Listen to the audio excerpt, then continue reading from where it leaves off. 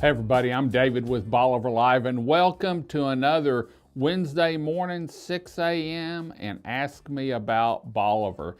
You know, for the last 3 weeks now, we've been talking about, or 2 weeks, we've been talking about Fort Travis, and this is a 5-part series. This is week 3. And so we're getting into the batteries of Fort Travis. The first one was a general overview. Last week we talked about Battery 236, and today we're going to talk about the Kimmble Battery. You know, Fort Travis is one of those locations that if you haven't been there and you're in Southeast Texas, it's definitely a place to see. Not only its elevation shows off Galveston Bay, the ships, tankers, and cruise ships, but the Texas history that it holds. And that's why I was excited when we started working on these, and want to thank Judith Rinks for helping me in the history of Fort Travis. She's got a book coming out, and we talked about it last week, but I go through and write up everything, and then she goes through and checks it, probably corrects some of my spelling too.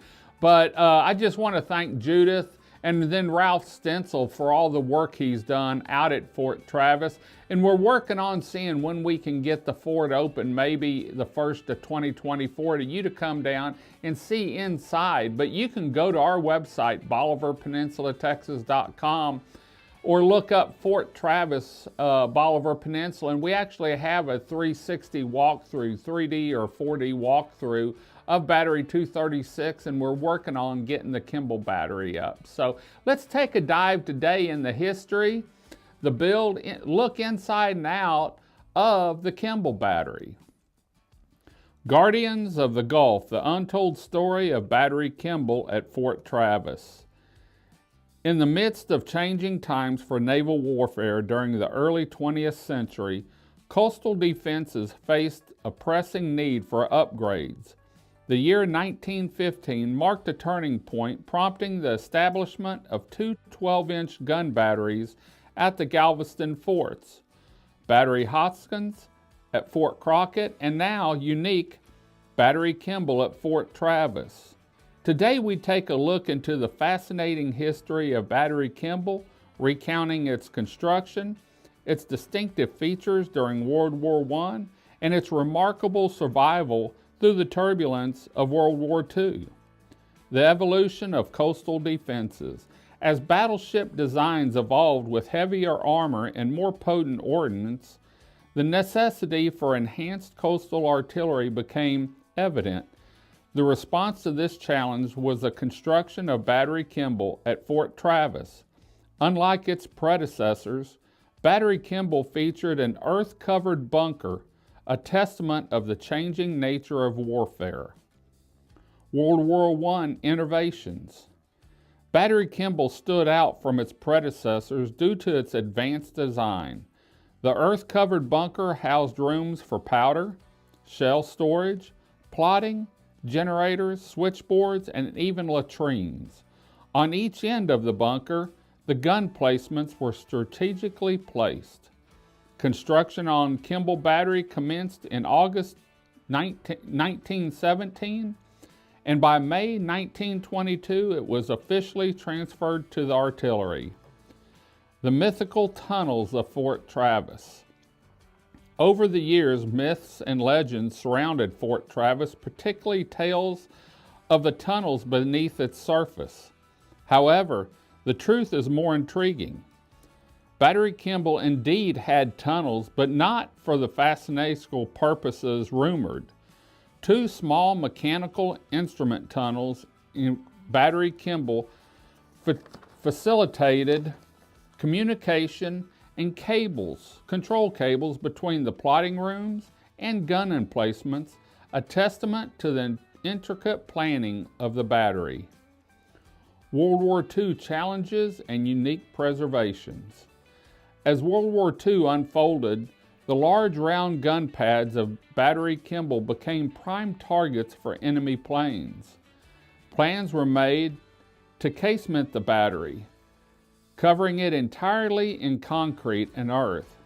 However, as the war's tide turned in favor of the Allies, the need for such fortifications diminished.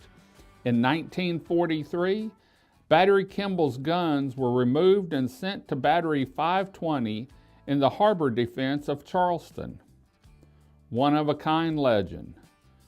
Remarkably, Battery Kimmble stands as a sole survivor among the 4 remaining 12-inch World War I batteries that were not case-matted. It boasts a distinctive 20-foot rear gallery, making it truly one of a kind. Today, Battery Kimmble serves as a living testament to the evolution of coastal defenses and the resilience of historical landmarks in the face of changing times. Well, as you can see, a lot of thought and process, and at the time, Fort Travis and the Kimmble Battery was state of the art.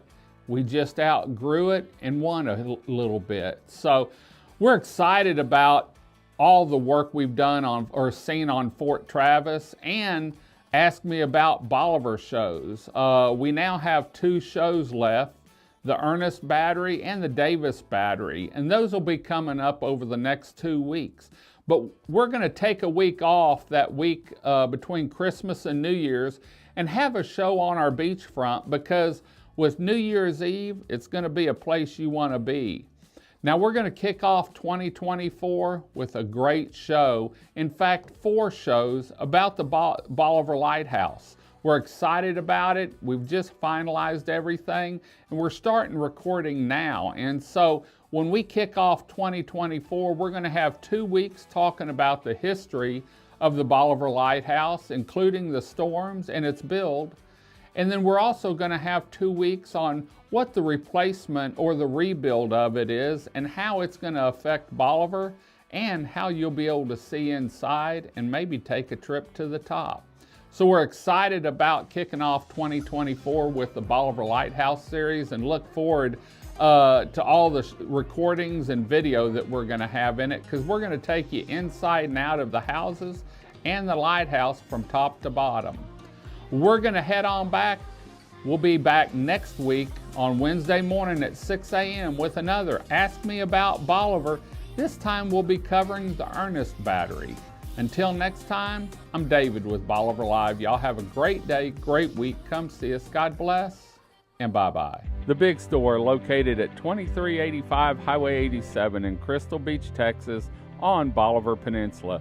If you're on Bolivar Peninsula and you need anything, stop by the Big Store, where you'll be greeted by a staff of smiling faces and a staff that's eager to help you find what you're looking for. The Big Store is a fully stocked grocery store with fresh fruits and vegetables, meat department with hand-cut steaks, canned goods, dairy products, frozen foods, and beer and wine. The Big Store is also home to a gift shop, camping and fishing supplies, RV supplies, tools and hardware, and home goods, all under one roof. The Bolivar Peninsula Superstore, like they say, if the Big Store doesn't have it, chances are you really don't need it. For more information on the Big Store and their weekly sales ad, please visit www.thebigstore.us.